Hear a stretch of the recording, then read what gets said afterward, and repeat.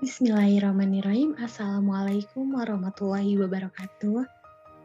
Selamat pagi Ibu-ibu semuanya, Bapak-bapak yang ada di sini yang sudah berkumpul ya. Pada kesempatan kali ini, saya Sintianis Lestari itu mahasiswi Kebidanan Unsika. Di sini saya akan memenuhi tugas mata kuliah Komunitas Kebidanan. Nah, di sini saya sedikit ingin menjelaskan atau memberikan penyuluhan kepada ibu-ibu dan bapak-bapak yang ada di sini ya gitu dengan masalah dengan JKN gitu atau Jaminan Kesehatan Nasional ini. Nah, ilustri dulu nih, bayangkan ya jika ada gitu kan, ada orang yang terkena penyakit jantung gitu kan, pasti banyak banget pertanyaan-pertanyaan gitu, berapakah gitu rupiah yang harus kita siapkan, terus apakah ia punya dana tunai, ataukah apakah keluarga lain siap membantu gitu, apakah majikan menanggung biaya pengobatan ini semua, atau apa yang harus kita perbuat gitu kan.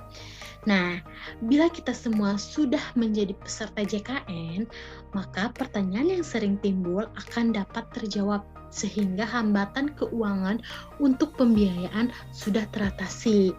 Nah, asal ibu-ibu dan bapak-bapak tahu, jadi JKN itu adalah singkatan dari program JKN atau Jaminan Kesehatan Nasional. Nah, ini tuh adalah salah satu program pemerintah dan masyarakat atau rakyat dengan tujuan memberikan kepastian jaminan kesehatan yang menyeluruh bagi setiap rakyat Indonesia. Nah, agar apa? Agar penduduk Indonesia itu dapat hidup sehat, produktif, dan sejahtera. Seperti itu ibu-ibu, bapak-bapak yang ada di sini, sedikit pengertian dari JKN itu ya, ibu, bapak. Jadi, nah baik. Nah, diselenggarakan ini tuh secara JKN ini tuh diselenggarakan secara nasional.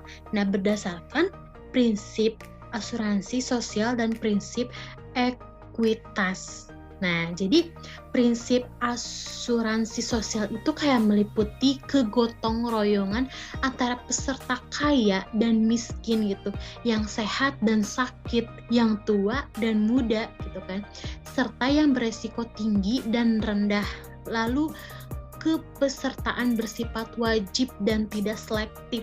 Nah, yang ketiga itu iuran berdasarkan persentase upah atau penghasilan untuk peserta penerima upah atau suatu jumlah nominal tertentu untuk peserta yang tidak menerima upah.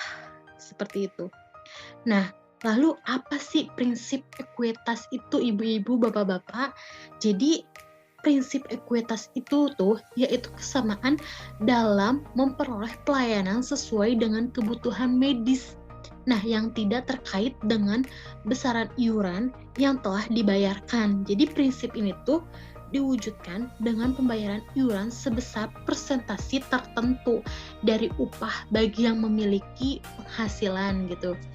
Dan pemerintah membayarkan iuran bagi mereka yang tidak mampu. Jadi tujuan penyelenggarannya itu ibu-ibu bapak-bapak harus tahu ya.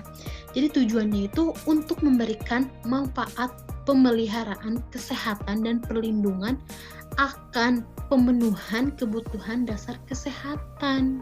Nah, jadi manfaat itu diberikan dalam bentuk pelayanan kesehatan gitu. Jadi perseorangan yang komprehensif mencakup pelayanan peningkatan kesehatan promotif, lalu pencegahan penyakit preventif, itu bisa disebut preventif ya ibu-ibu, bapak-bapak, lalu pengobatan. Nah, apa sih pengobatan itu? Atau kuratif, dan pemulihan yang disebut dengan rehabilitatif. Nah, ini tuh termasuk obat dan bahan medis dengan menggunakan teknik layanan terkendali mutu dan biaya, gitu kan.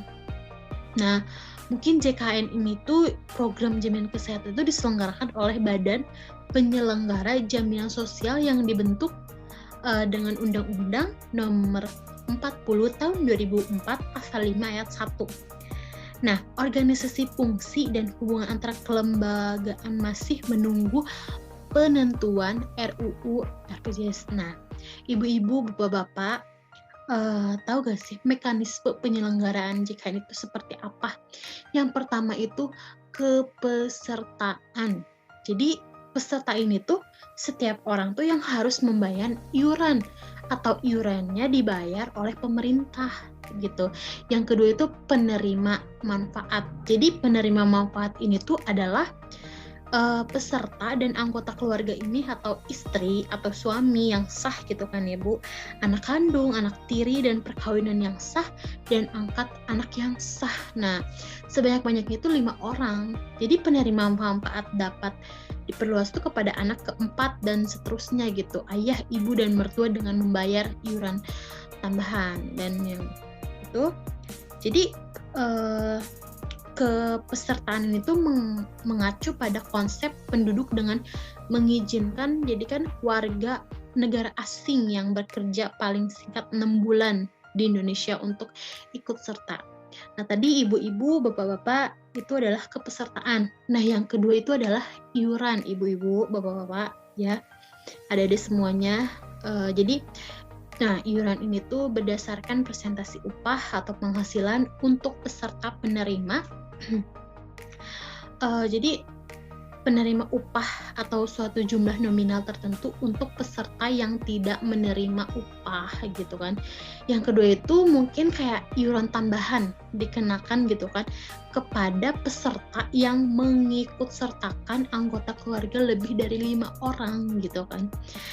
Lalu tadi kan kepesertaan, yang kedua itu iuran, dan yang ketiga ini tuh ada manfaat dan pemberian manfaat.